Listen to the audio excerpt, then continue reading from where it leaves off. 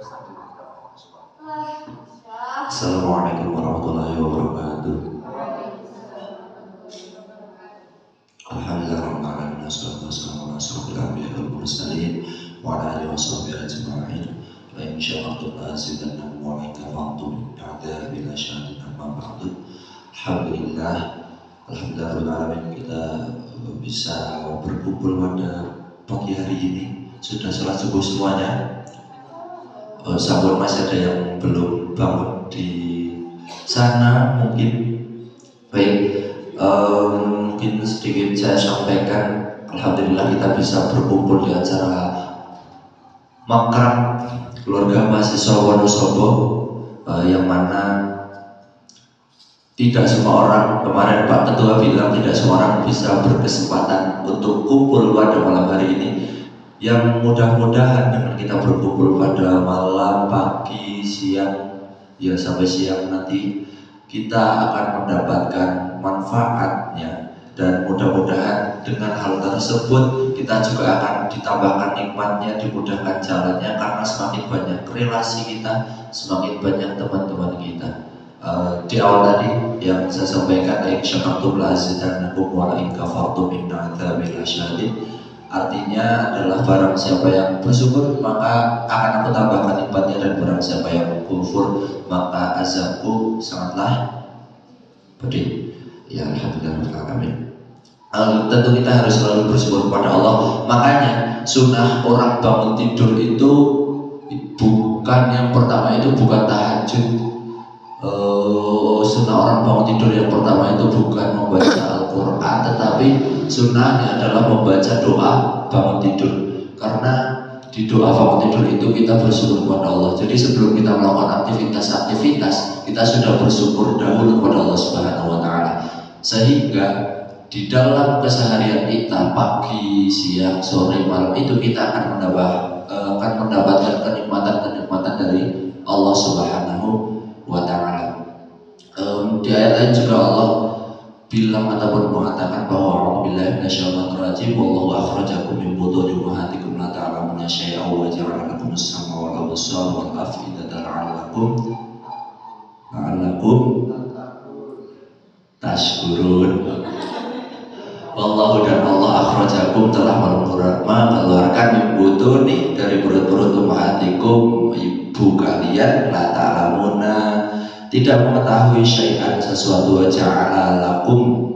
Apa artinya? Bapak yang sudah menghafalkan alfiyah dan lain sebagainya. Wa ja'ala lakum, dan Allah memberikan as-sam'a. Sam'a apa?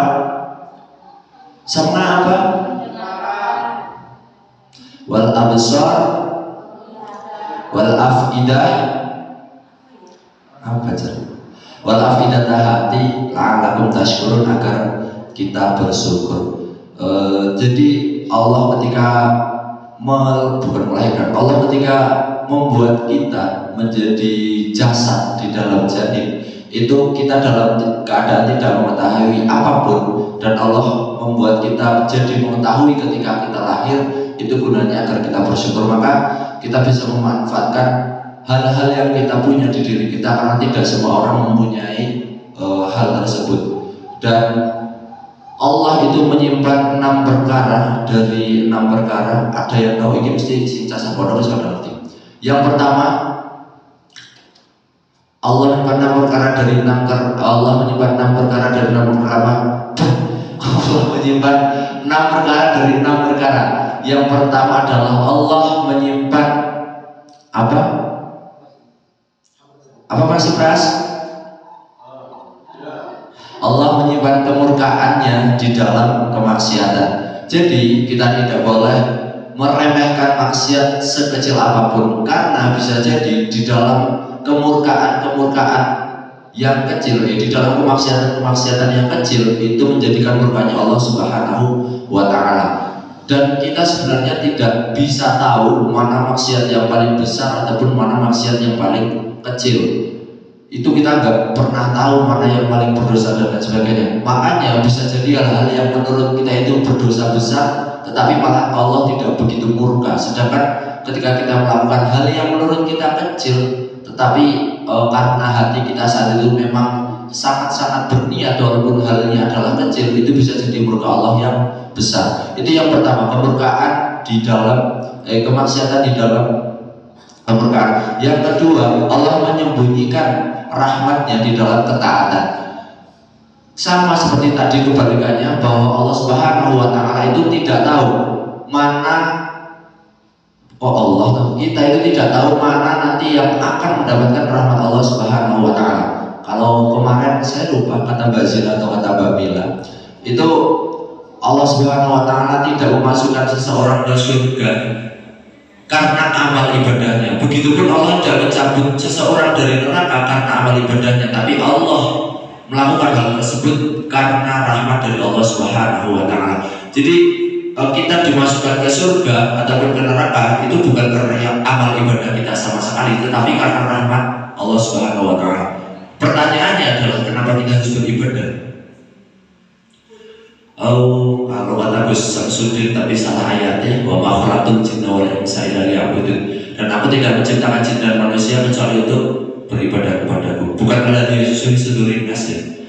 Jadi wa ma khalaqtul jinna wal insa illa liya'budun itu memang tugasnya untuk beribadah. Kalau misalnya Allah memasukkan kita ke surga bukan karena amal ibadahnya tapi karena rahmatnya, jadi kan kita mau ibadah sebanyak apapun kan bisa jadi masuk neraka. Allah orang mengakai rahmat. Sebenarnya ibadah itu apa? Ya untuk membuka rahmat tersebut.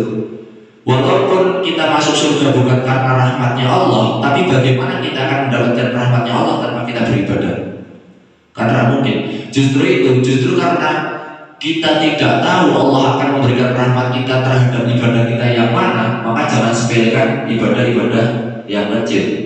Bisa jadi misalnya ketika kita menyingkirkan duri itu malah bisa memasukkan kita ke surga karena saat itu memang ikhlas. Tapi misalnya ada yang orang pernah membunuh seseorang, itu kan dosa besar membunuh, tetapi karena ada alasan-alasan tertentu itu bisa jadi tidak Allah juga bisa mengampuni dan lain sebagainya. Banyak contoh-contoh yang seperti itu. Itu yang kedua. Jadi Allah menyembunyikan kerahmatannya ataupun keridhoannya di dalam ketaatan. Yang ketiga, Allah menyembunyikan Lailatul Qadar di dalam bulan Ramadan. Itu sudah pada tahu. Jadi kenapa Nabi Muhammad SAW Allahumma sholli alaihi, karena beliau tidak dikasih tahu oleh Allah Subhanahu wa Ta'ala awalnya tentang Lailatul Qadar agar umatnya itu beribadah. Dan kan misalnya Dewi ngerti akan dapat malam Lailatul Qadar di malam 27 kan paling ibadahnya mau tanggal 17 kan. Jadi ini orang Dewi ngerti ibadah rajin. Niatnya kayak mono niatnya. Tapi ya malahan aneh pada balas aneh sih. Semoga tidak. Yang selanjutnya Allah menyembunyikan wali Allah di dalam manusia-manusia yang biasa. Makanya kita dianjurkan ataupun diwajibkan untuk menghargai orang lain. Karena orang yang kita kenal itu gak tahu kita latar belakangnya itu seperti apa. Aja-aja musibras wali kan juga kena ngerti. Makanya itu Allah menyembunyikan wali Allah di dalam di antara perkumpulan ataupun orang-orang yang biasa.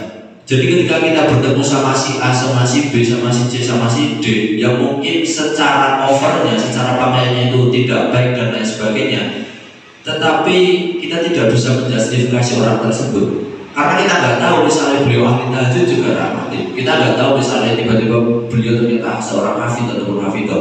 Itu kan kita nggak tahu. Dan kita tidak bisa menyamaratakan orang yang baik itu sesuai kriteria kita. Misalnya menurut kita orang yang baik adalah orang yang rajin tahajud. Oke, mungkin dia tidak rajin tahajud, tapi dia rajin sedekah. Oke, mungkin dia tidak rajin tahajud, tidak rajin sedekah, tapi dia rajin baca Quran. Oke, mungkin dia belum bisa tahajud, belum bisa sedekah, belum bisa membaca Quran, tapi dia adalah orang yang murah senyum, orang yang ramah. Oke, mungkin dia bukan orang yang ahli tahajud, orang yang ahli Quran, orang yang senyum, orang yang ramah, tetapi dia sangat mencintai anak-anak kecil. Dan karena cintanya kepada anak-anak kecil itu yang menjadikan rahmat Allah Subhanahu wa Ta'ala. Makanya kita benar-benar tidak bisa menjustifikasi orang hanya karena perbuatannya yang buruk, 1, 2 dan lain sebagainya. Karena bisa jadi di antara banyak perbuatan buruk terdapat satu perbuatan baik yang dia istiqomah. Itu kita tidak tahu. Dan yang terakhir, perkara yang keenam adalah Allah itu menyembunyikan sholat wusta dari sholat-sholat yang lainnya. Sholat wusta apa?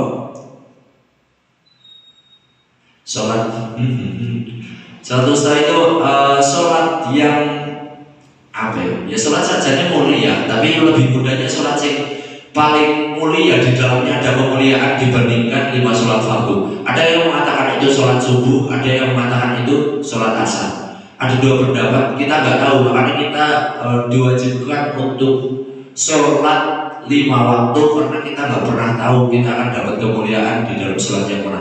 Dan memang tidak ada hadis yang memastikan bahwa sholat wusta itu sholat tahajud, sholat fajar, sholat subuh dan lain sebagainya. Seperti itu. Jadi ada 6 perkara yang memang dirahasiakan oleh Allah Subhanahu wa taala yang kita harus berhati-hati, yang mana ketika kita melakukan kemaksiatan sekecil apapun, ya bisa jadi itu dapat murkanya Allah yang besar. Ketika kita melakukan kebaikan sekecil apapun, bisa jadi kita dapat rahmatnya Allah yang besar. Itu kalau di dalam Al-Zalzalah kan apa namanya, sekecil biji sekecil biji darah pun kan kita akan mendapatkan balasannya. Jadi tidak usah khawatir ketika memang kita sebagai orang-orang kalian sebagai orang-orang yang baik ngutangi duit walaupun 1.000 mungkin, ataupun ngasih uang walaupun 1.000, bisa jadi itu jadi kebaikan kita, duitnya kawan yang surga, ya kita tidak tahu nanti bohongan. Jadi yang dermawan yang meminjami uang kalau bisa diikhlaskan, karena itu lebih baik. Lebih baik bagi sing diutang itu turan nyarutan.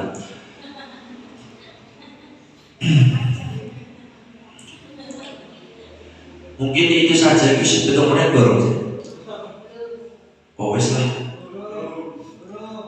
Mungkin itu saja yang bisa saya sampaikan. Mudah-mudahan walaupun sedikit ada manfaatnya. Kembali lagi seperti yang saya bilang kemarin di awal, mudah-mudahan kita bisa jadi orang yang bermanfaat. Khairun nas anfa'uhum linnas. Masyaallah, hadis riwayat Muslim. Sebaik-baik manusia adalah yang bermanfaat bagi orang lain, dan mudah-mudahan kita menjadi golongan tersebut. Kalau kata Imam Syafi'i itu, cintailah orang-orang yang baik walaupun kita bukan dari golongan orang yang baik tersebut, dan bencilah perkara-perkara yang buruk walaupun kita masih melakukan perkara yang buruk. Dan mudah-mudahan kita bisa menjalankan itu sesuai dengan yang kita bisa. Hanya yang bisa saya sampaikan. Wallahul muwaffiq ila aqwamit thoriq, ihdinas siratal mustaqim. Wassalamualaikum warahmatullahi wabarakatuh.